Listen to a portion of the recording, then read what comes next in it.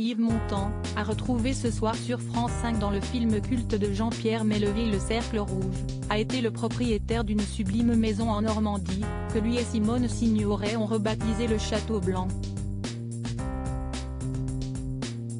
Brillant dans d'innombrables films dont Le Cercle Rouge, film culte de Jean-Pierre Melville diffusé ce vendredi 30 juin à 21 h sur France 5, Yves Montand était également un immense chanteur. Mais il y a une troisième raison pour laquelle il était connu, son couple avec l'actrice Simone Signoret.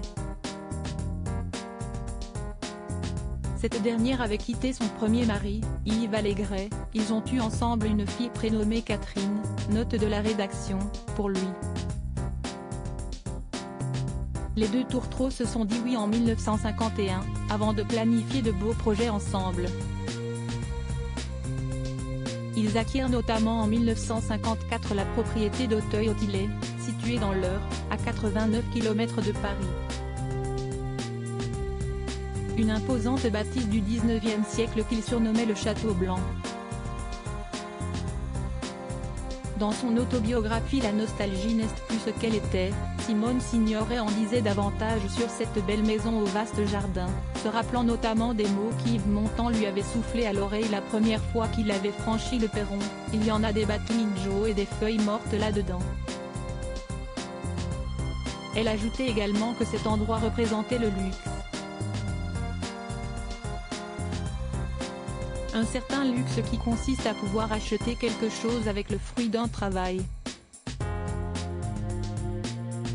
Car oui, ce sont grâce aux salles pleines du Théâtre de l'Étoile et à la vente des disques, qu'il avait pu s'acquérir le Château Blanc.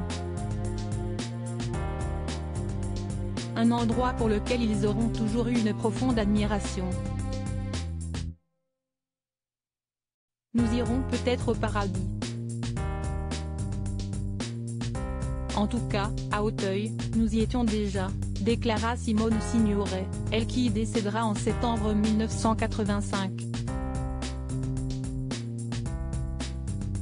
Comme un symbole, cette maison, cambriolée le 13 novembre 1991, soit le jour même des obsèques d'Yves Montand au Père-Lachaise, avait été mise en vente en juin 2017 dans la salle des ventes de Drouot à Paris, comme l'indiquait Paris Match.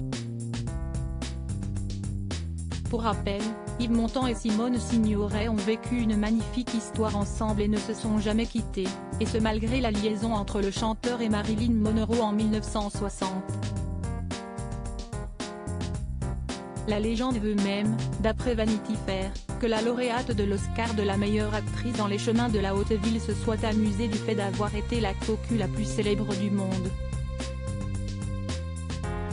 A noter qu'1 septembre prochain, cette histoire sera racontée par Eric Emmanuel Schmitt dans la pièce Bungalow 21. Une initiative signée Benjamin Castaldi, le petit-fils de Simone Signoret. Cette dernière sera incarnée par Mathilde Seigner, accompagnée par sa sœur Emmanuelle qui jouera Marilyn Monroe.